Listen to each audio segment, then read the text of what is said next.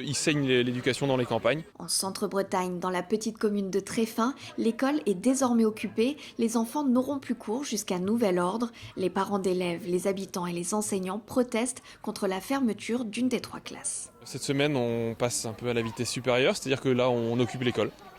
On occupe l'école jusqu'à ce qu'ils nous disent que c'est bon, ils nous laissent notre classe. Donc ça peut durer, on sait. On veut pas lâcher, c'est l'avenir de nos enfants, les conditions de travail. L'équipe enseignante aussi est là, stable, très investie. C'est une dynamique qu'ils vont casser en faisant ça. Et à terme, on sait ce que ça fait. C'est 3 classes, puis 2 classes, puis une classe, puis RPI, puis plus rien. Et voilà, et on est une petite commune de moins de 600 habitants. Donc effectivement, il y a besoin de l'école. Et l'école attire au-delà, bien au-delà de la commune par ses projets atypiques.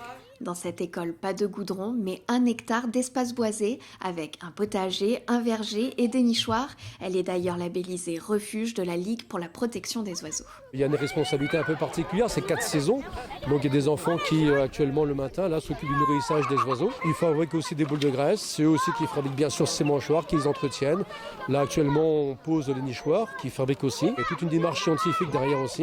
Là on a à peu près recensé 40 d'espèces d'oiseaux sur l'école. Et ils peuvent en reconnaître une 30 sans difficulté visuellement. C'est une spécificité. Ça serait dommage que l'école publique perde un tel joyau, quoi. Mardi 13 février, ses parents d'élèves, ses élus et ses enseignants se rendront de nouveau devant l'inspection académique à Saint-Brieuc, comme une 50aine d'autres délégations. En Côte d'Armor, 45 fermetures de classes sont envisagées.